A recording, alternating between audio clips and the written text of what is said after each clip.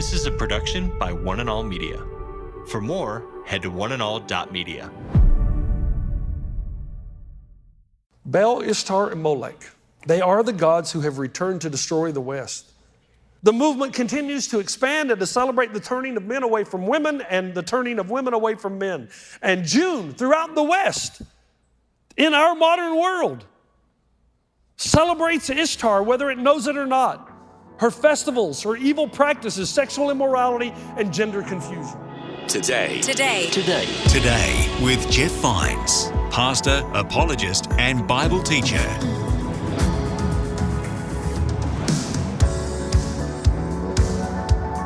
This is Today with Jeff Vines. Hello, my name is Bill and welcome. Thanks for joining us.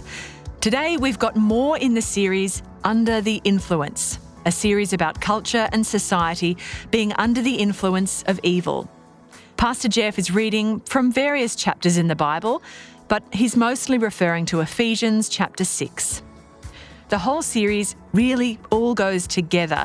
There's a lot of overlap between his messages, so if you need to catch up on other episodes, you can find them all wherever you listen to your podcasts. Just search for Today with Jeff Vines. Let's finish this message now with Pastor Jeff.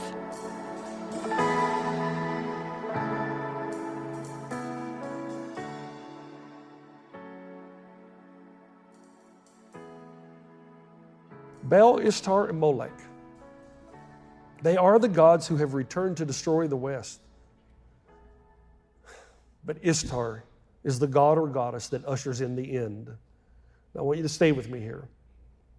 Here's why Ishtar is so damaging. God ordained marriage in the family. He ordered the family to teach and to guide the children of the next generation, the existence of God, the purpose of creation. Ishtar, more than any other god or goddess, desires to destroy the family, to destroy society, and to wound the heart of God. And the demonic forces exist, Jesus told us, to steal, kill, and destroy. So Ishtar not only destroys the sanctity of sex, marriage, and the family, we learned last week that Ishtar desires to change a man's desire for a woman to a man, and a woman's desire for men toward a woman. Now, here's the question. Now, so far, I've only told you what I know in the ancient world. I want to tell you this is now a speculation. This is my speculation, okay? I guess the number one way to destroy society would be to destroy procreation. Right? Well, unless sex is between a man and a woman, it's going to be hard to procreate.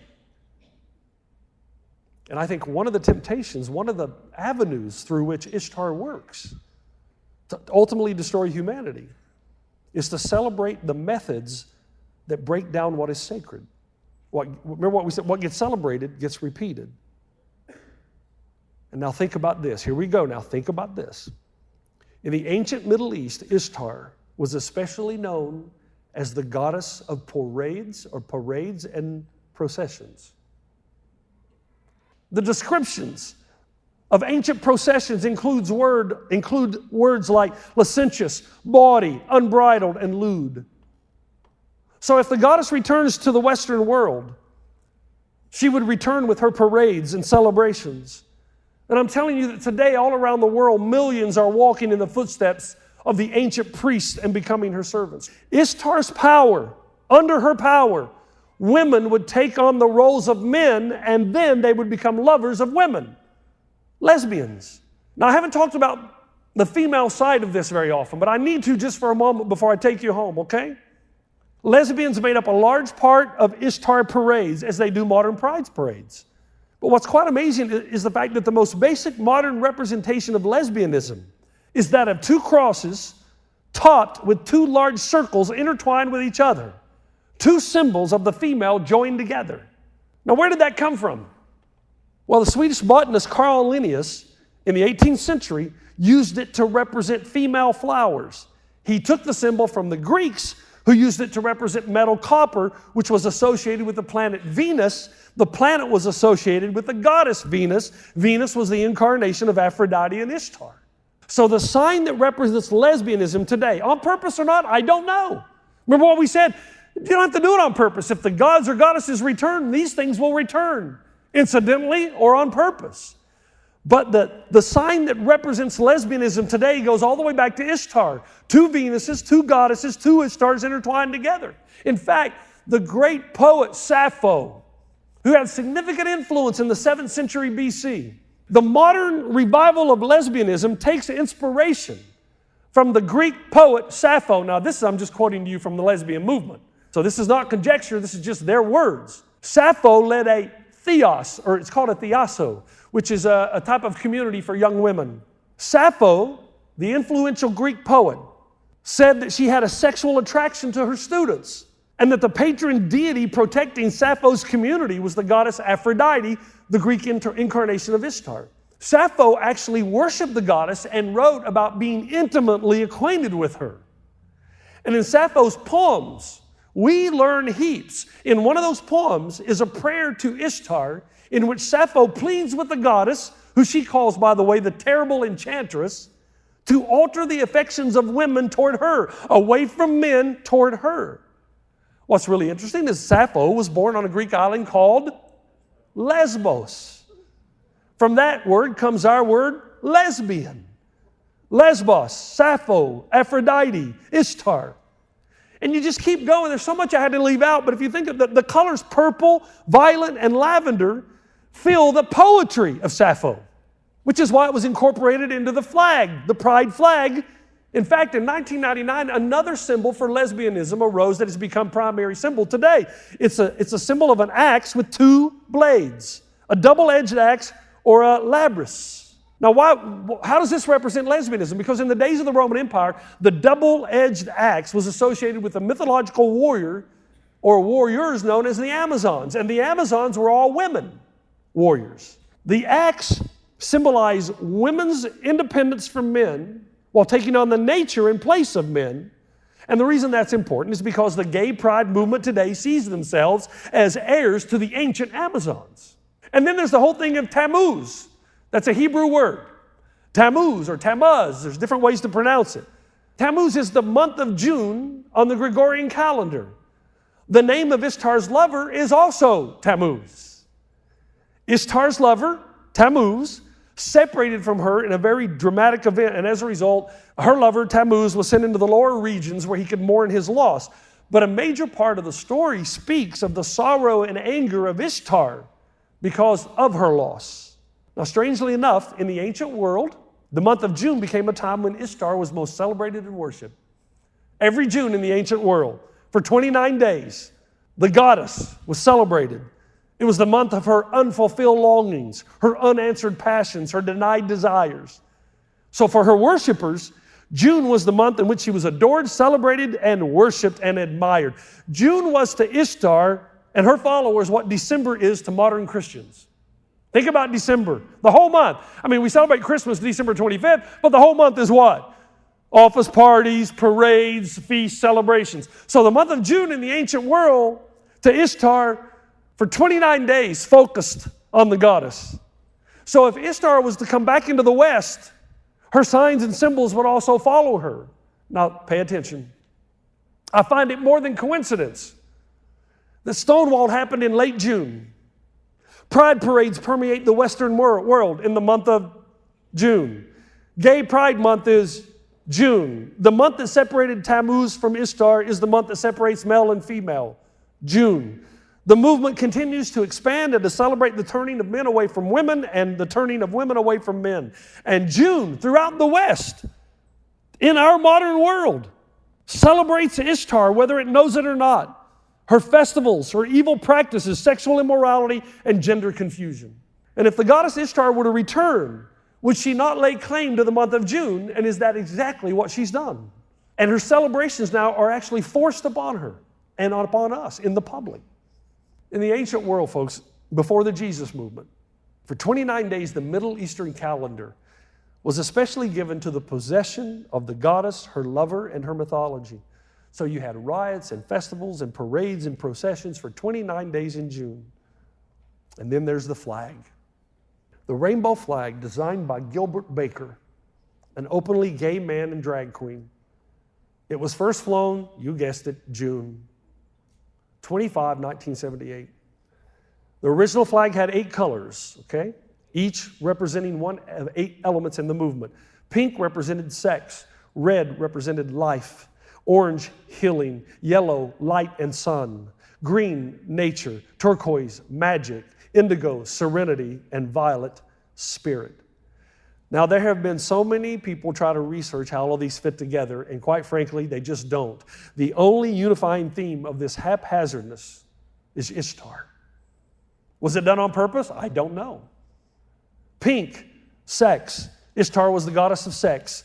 She was the embodiment of passion, lust, unbridled sexual desire, and debauchery. Red, life. Ishtar was said to be the goddess of fertility and procreation. Orange, healing. Ishtar's Mesopotamian manifestation was Gula, the goddess who takes away sickness. Yellow, light and sun. Ishtar was associated with the celestial lights.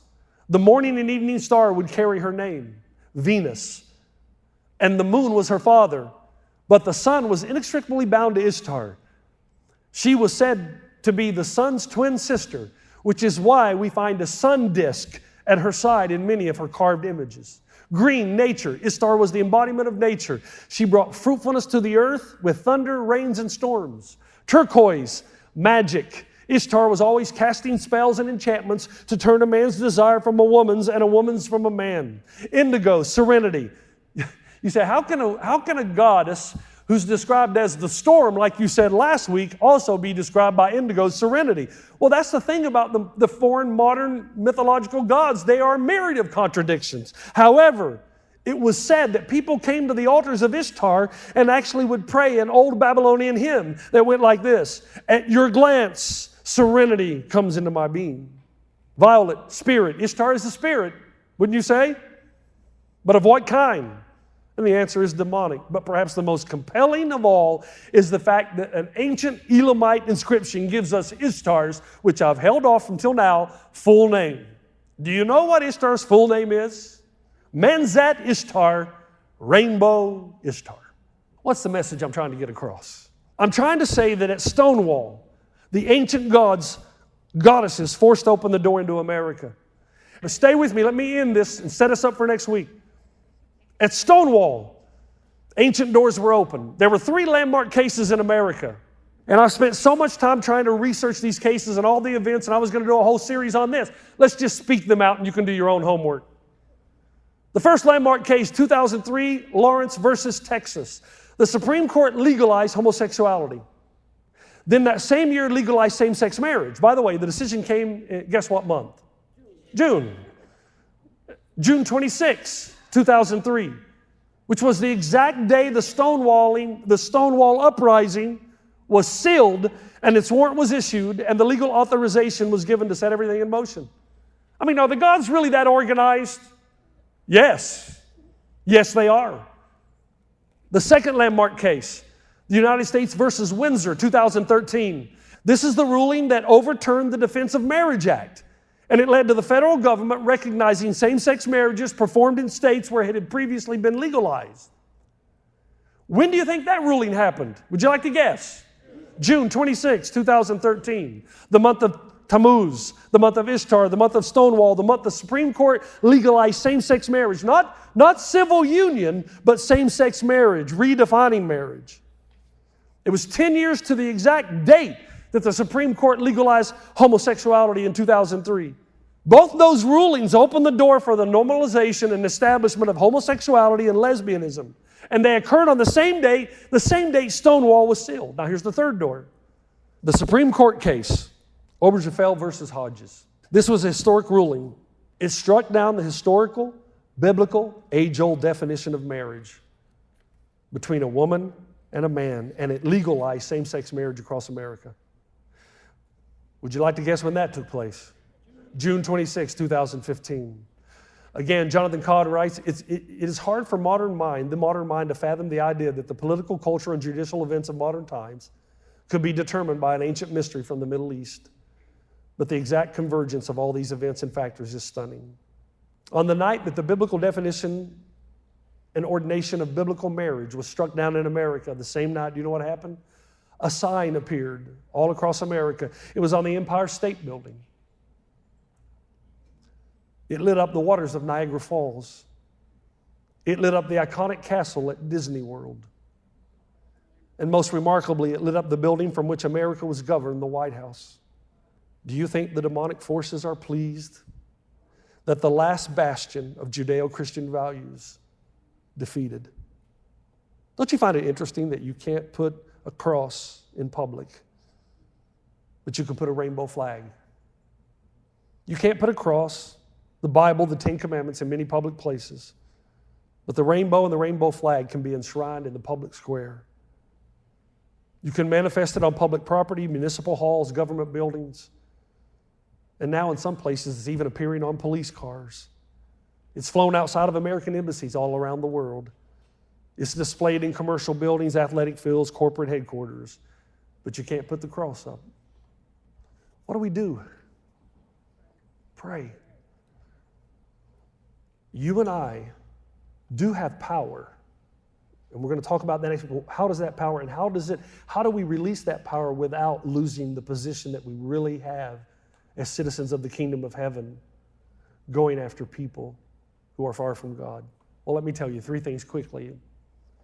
When the gods return, the first thing you've got to realize is they return but for one purpose. If the gods are here, they return for one purpose, and that purpose is for the final showdown. So if the demonic forces have returned from the fridges, the time is near. I don't know how near. I'm not a prophet. Anybody that tells you how near, run. But can I tell you something? Do you remember the story in the Old Testament where God is going to destroy Sodom and Gomorrah because of this type of thing? And Abraham goes to God and he says, God, are you really going to destroy Sodom and Gomorrah? What if are you going to, and I think the exact verse, will you sweep away the righteous with the wicked? Genesis 18:23. You're going to bring judgment. What about all the righteous people? If I find 50 righteous, will you relent? And God said, yeah, if you find 50 righteous, Abraham, I won't destroy it. Oh, okay, God. Abraham. Okay, God, how about 45? Can I go 45? Yes, Abraham, 45. Okay, well, how about 30? Can we go 30? Yeah. How about 20? What if we find 20? How about 10? Suddenly, Abraham gets it. That God is not quick, but he's very patient and very slow. But that story, I've often wondered, why did God put that in there? People ask me sometimes, how can you believe in a God who would tell the Israelites to go in to destroy the Amalekites? Men, women, children. Well, remember, when society becomes so corrupt that there's no righteous left, it means the more you procreate unrighteousness. And that's when God says, this far, no further. My belief personally is when our country, when this generation, when we get so far away from God that there's no one righteous left, the destruction comes. When the battle occurs, which side are you on? James 4, you adulterous people, do you not know that friendship with the world is enmity with God? Therefore, whoever wishes to be a friend of the world makes himself an enemy of God. You know what that means, folks? Young people, I got some young people. Let me tell you what it means. Your culture is trying to sway you. It's powerful because there are demonic forces that mean to destroy you, your relationship with God, and everything that you hold sacred. So you got to make a choice in your life. You're either going to be friends with God or enmity. Enmity means with hatred. And if you're so in love with the world that you just go the flow of the world, you think you're neutral. You say, well, I can go this way and not hate God. God says, no. You either love God or you hate him. And if you love him, you follow him. If you hate him, you go the flow of the world, which always takes you away from God. But it's more stringent than that. And this gospel has not been preached. And we're afraid to say this to people. But the reality is, and we're told in Ephesians 5, have nothing to do with the fruitless deeds of darkness, but rather expose them. It is shameful even to mention what the disobedient do in secret. And the one that gets me every time is Luke 12. From now on, there will be 5 in one family divided against each other, 3 against 2, 2 against 3. They will be divided, father against son, son against father, mother against daughter, and daughter against mother, mother-in-law against daughter-in-law, and daughter-in-law against mother-in-law. Jesus said, if you love your mother or your father more than me, if you love your son or daughter more than me, you're not worthy of me. What does he mean? When you go to a gay pride parade because you think you're supporting your son, you're not. You're supporting Ishtar in all her ways. Listen, you can love your son and daughter. You can love them without condoning or participating in the fruitless works of darkness. And you know what? When you do, you may lose your son and daughter for a season. But if you continue to participate where they are, you'll lose them for life. There's a chance that because you've taught them the way they should go, when they're older, they won't fall away from it. But if you move with them and you think you're being kind, look, they don't need a buddy. They need a mother and a father. And they need somebody who will stand up and say, I love you, and there's nothing you could ever do to make me not love you. But this is wrong, and it's not what God has for you, and I cannot support you in it, but I will always love you. If you're one of those people who say, well, I'm going to just let my children make up their own mind about life, can I tell you something in love? You're an idiot. Because you're an idiot. Because if you're not teaching your children, somebody else is. Do you understand that? If you're not aggressively teaching your children, I guarantee you, their cell phones teaching them, somebody else is teaching them. Be clear to your children about what they're being exposed to and explain it. When the gods return, we must make sure that we have nothing to do with the fruitless works of darkness. And then finally and quickly, I got to end. During the return of the gods, we must lean into spiritual disciplines that keep us from falling away. I keep saying this every message. You are not strong enough to resist the pull of the world. And if you are not involved in the spiritual disciplines, if you're not meeting with accountability, with friends who hold you accountable, that you can run ideas by, that you can talk about life with. If you're an island, I'm telling you, you're setting yourself up for destruction. Do you see that? Some of the best news I've gotten lately, and I hope I don't embarrass anybody, and I'm going to read it as I've written. One of the most joyful pieces of news that I've had in a long time is the news that some of my best and closest friends are all meeting together. So Mike Masterson, Randy Webb, David Jacks, Anthony McMahon, Paige Martin are all in the same small group. And when I heard that, I thought, finally, those hammerheads, they're meeting together and they're growing together. And I'm thinking, the other day I was thinking, man, maybe I need to join that group. Those are some cool people. Now that doesn't mean your group's not cool. It just wouldn't be as cool as mine. Okay, I got to end. Listen, don't miss next week, please, or you'll. And you can go back and listen to these sermons and you can test and Google and do your own research. But we can't leave without this. Okay, I gave you this message not to inspire you to hate anyone.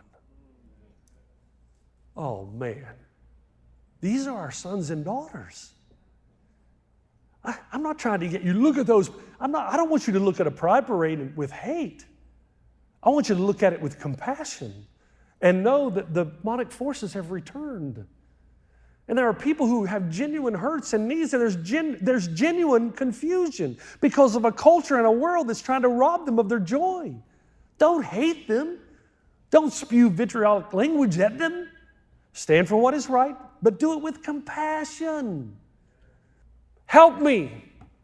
We want to be a place that no matter who you are and where you've been and what you've done, your sin is no worse than mine. Mine is no better than you. We are all sinners in need of forgiveness through the grace of Jesus Christ, right? And he stood up and he went into the synagogue on the Sabbath day and he stood up to read. And he was handed a book from the prophet Isaiah. And when he opened the book, he found the place where it is written, "The Spirit of the Lord is upon me because He has anointed me to preach the gospel to the poor. He sent me to heal the brokenhearted, to proclaim liberty to the captives and recovery of sight to the blind, to set at liberty those who are oppressed, to proclaim the acceptable year of the Lord." That's what we want to do. Set the captives free. Father, thank you for your goodness. As always, I pray that anything that I've said that is consistent with your word, that it would go down very deep. And Father, it would govern our lives. It would transform us. But anything I've said that is not consistent with your word, that it be forgotten and it would be seen on the wayside, just trampled on the road, never remembered again. And so, Father, through all of this, help us to see what's happening in culture, but as we do, to love and show compassion. For all who are far from God, everyone's welcome in Christ's name. Everybody said, amen.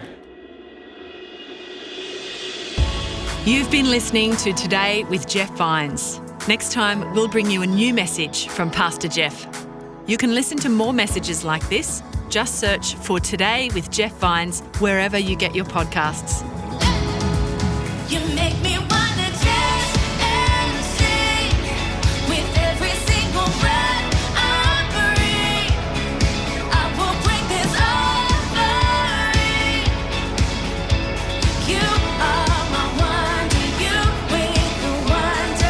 Today. Today with Jeff Vines. This is a production by One and All Media. For more, head to oneandall.media.